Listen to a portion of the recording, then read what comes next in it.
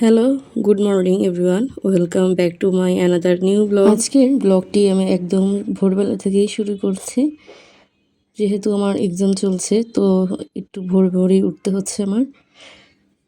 তো এই তো মাত্র ঘুম থেকে উঠে ফ্রেশ হয়ে নিয়েছি। এখন হচ্ছে একটু রিভাইজ দিচ্ছি। আজকে যেহেতু যাওয়ার আমার আগে একটু ইকোনমিক্স রিভাইজ এক্সাম, দিয়ে নিয়েছি। তো আর এখন হচ্ছে সব কিছু গুছিয়ে নিচ্ছি। আমার pencil bag, admit card, scale, calculator সব কিছুই গুছিয়ে নিয়েছি। আর এখন হচ্ছে আমি নিজে রেডি হব। তো এই তো রেডি হয়ে এখন হচ্ছে আমি আমার ইউনিভার্সিটিতে চলে যাচ্ছি। একটু আগে যেহেতু আমি সকাল বের হয়ে 8:30 থেকে গিয়েছিলাম। এক্সাম, তো এর তো মধ্যে ইউনিভার্সিটিতে চলে এখনও এসেছি। গেটই খুলিনি, তো এখন এখানে বসে রিভাইজ দিচ্ছিলাম। তো যখন খুলবে তখন উপরে যাব। তো যাওয়ার আগে একটু হাঁটাহাঁটিও করছিলাম যেন মাইন্ড ফ্রেশ থাকে। তো এই যে হাঁটাহাঁটি করা শেষ, এখন হচ্ছে উপরে চলে যাচ্ছি। তো এখনও যেখানে কেউই আসেনি সেখানে, তো এখন বসে বসে হচ্ছে রিভাইজ দিচ্ছিলাম। পরেই হচ্ছে এক্সাম শুরু হয়ে যাবে। তো আপনাদের সাথে দেখা হচ্ছে এক্সামের পর। সো এই তো আমার এক্সাম শেষ হয়ে গিয়েছে আর এখন হচ্ছে বেরিয়েও পড়েছি আমি।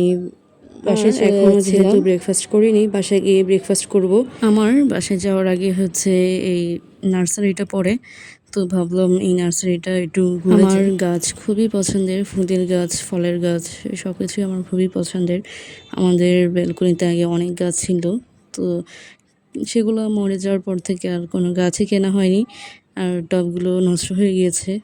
তো ভাবছিলাম যে নতুন কিছু গাছ কিনবো হয়তোবা। তো সেই অনুযায়ী আমার বাগানওয়ালা বাড়ি খুবই পছন্দ।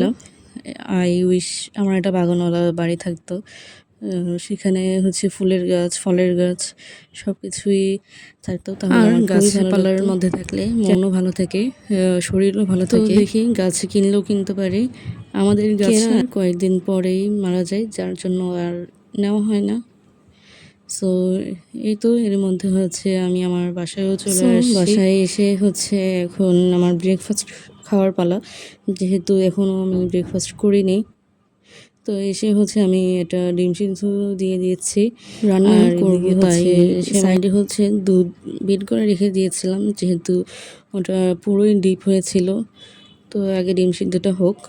তো এদিকে হচ্ছে আমার ডিম সিদ্ধটাও রেডি হয়ে গিয়েছে, ওটা সাইড করে রেখেছি। আর এখন হচ্ছে আগে থেকে বের করে রাখা দুধ জাল দিতে দিয়ে দিয়েছি। আর হচ্ছে সেমাই রান্না করব, লাচ্ছা সেমাই রান্না করতে কিছু কিশমিশ আর বাদাম রেখে দিয়েছিলাম, দুধের মধ্যে দিয়ে দিলেই হয়ে যায়। তো দুধ যেহেতু গরম করতে দিয়েছি, আর এদিকে হচ্ছে কিছু কিশমিশ আর কাঠবাদামও বের করে নিচ্ছি।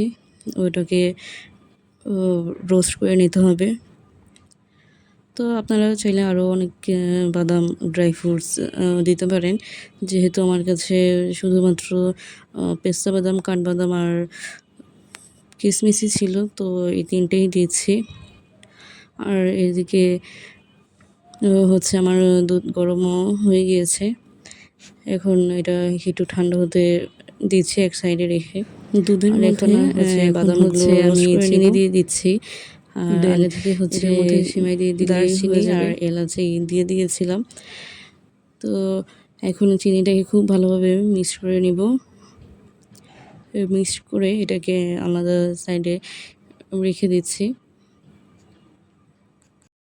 তো এখন হচ্ছে চিনি দিয়ে এটাকে খুব ভালোভাবে নাড়াচাড়া করে মিশিয়ে নিচ্ছি। তো এখন হচ্ছে সেমাইগুলোকে দুধের মধ্যে ভিজিয়ে দিচ্ছি, যেন এটাকে খুব ভালোভাবে ভিজে যায়। দেন একটু চামচ দিয়ে খুব ভালোভাবে নাড়াচাড়া করে দিচ্ছি, যেন সেমাইটা একটু খুব ভালোভাবে ভেজে, তাহলে খেতেও ভালো লাগবে। তো এখন সেমাই হয়ে গিয়েছে। এখন আগে থেকে রোস্ট করে রাখা বাদাম কেটে নিয়েছিলাম, ওটা দিয়ে দিচ্ছি। আর কিশমিশও দিয়ে দিচ্ছি। এটাই হচ্ছে আজকের সকালের ব্রেকফাস্ট, সেমাই আর হচ্ছে ডিম সিদ্ধ। তো এটা দিয়েই হচ্ছে আজকের ব্রেকফাস্ট করে নেব। আপনাদের দিন কেমন যাচ্ছে সবাই আমাদের কমেন্ট করে অবশ্যই জানাবেন।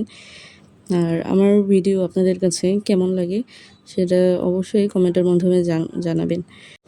তো এরই মধ্যে হচ্ছে আমার ব্রেকফাস্ট করে নিয়েছি। তো আজকে এই পর্যন্তই। আপনাদের কাছে কেমন লাগলো অবশ্যই কমেন্টের মাধ্যমে জানাবেন। আল্লাহ হাফেজ।